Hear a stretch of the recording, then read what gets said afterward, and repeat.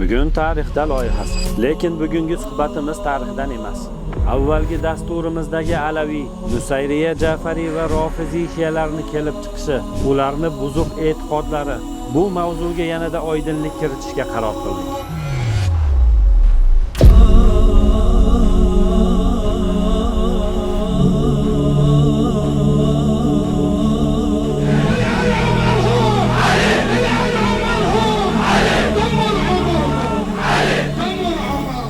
Afsuski bizni sodda xalqimiz haqiqatni ko'rmay bilmay turib, na shar'iy ilmi va na dalili bo'la turib Rofiziy shiyalarga islomni nisbat qilishyapti.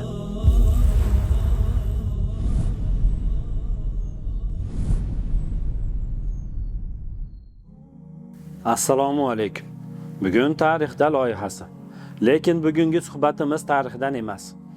Biz bugun suhbatlashadigan mavzu avvalgi dasturimizdagi Alaviy, Nusayriya, Ja'fariy va Rofiziy shiyalarni kelib chiqishi, ularni buzuq e'tiqodlari, islom qadriyatlari bilan hech qanday aloqasi yo'q bo'lgan boshqaruvni va musulmonlarga bo'lgan zararlarini ochiqlab bergan videoga bo'lgan fikr va mulohazalaringizdan kelib chiqib, bu mavzuga yanada oydinlik kiritishga qaror qildik.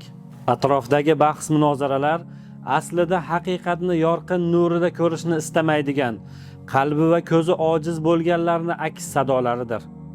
Ular Eronni musulmon davlati deb da'vo qiladilar. Lekin bu yolg'on.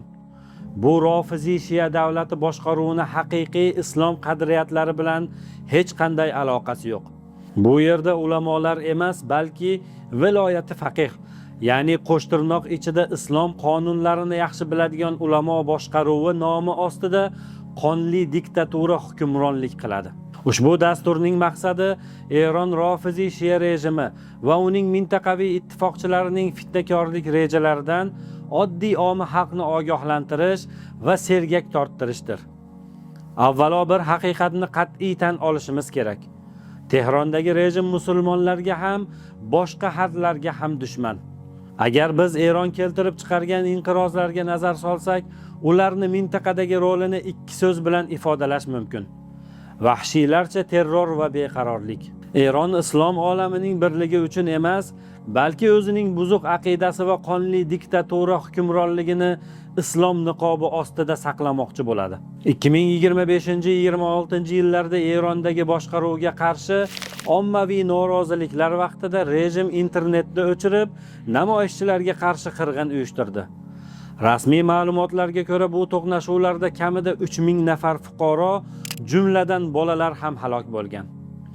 Ular nafaqat o'z o'lkasida, balki Iroq, Suriya va Yaman kabi o'lkalarda ham odamlarni qonini to'kishdi. Shuningdek, Eron atrofidagi sunniy davlatlar ziddiga Livanda Hizbulloh, Yamanda Husiylar, Iroqda Al-Hashid Ash-Shabiy kabi Rofiziy shiya guruhlarini har yili yuzlab million dollarlar hamda zamonaviy qurol-yaroq bilan ta'minlab turadi. Nima uchun Eron bu ishlarni qiladi? Javobi oddiy. Ularning maqsadi musulmonlarni birlashishi emas, balki Rofiziy shiya millatini ta'sirini kengaytirish va arab-turkiy davlatlarini zaiflashtirishdir.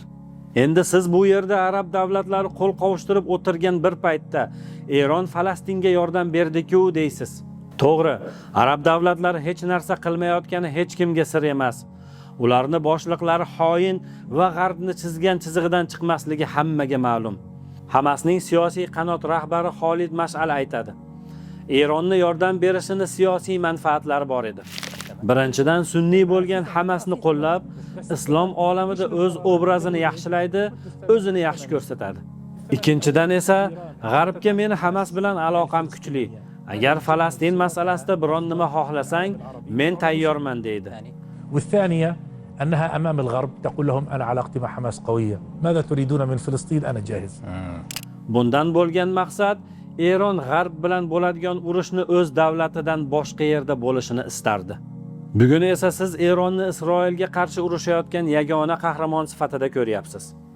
2023-yil oktyabrdan boshlangan va hozirgacha davom etib kelayotgan qonxo'r Isroil G'azzo ahliga qilgan qirg'inida yahudlarga javoban Eron bironta raketa uchirdimi?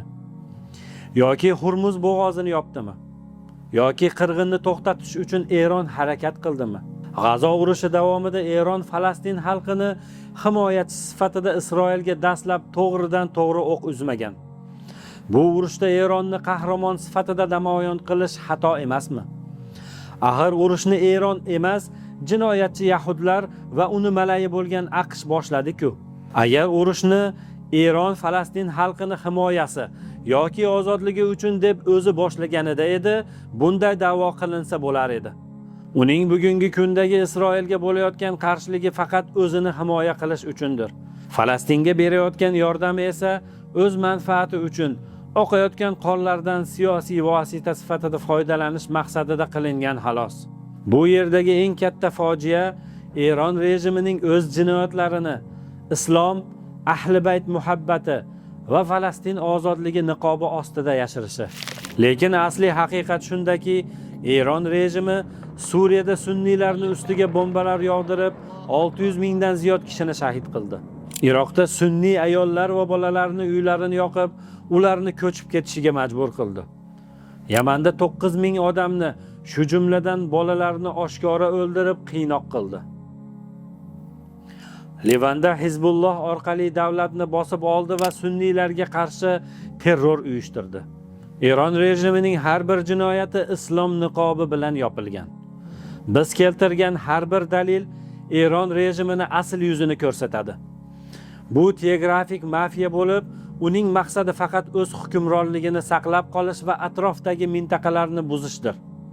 Afsuski bizni sodda xalqimiz haqiqatni ko'rmay bilmay turib, na shar'iy ilmi va na dalili bo'la turib rofiziy shiyalarga islomni nisbat qilishyapti. Ularni islomdan chiqib ketganligi haqidagi dalillarni oldingi videolarimizda keltirib o'tgandik. Ular Qur'onni o'zgartirilgan deyishadi. Allohdan boshqaga duo qilishadi. Sahobalarni so'kib la'natlashadi. Oysha onamizga tuhmat qilib va boshqa ko'plab shirk amallarni qilishadi. Ali Xudos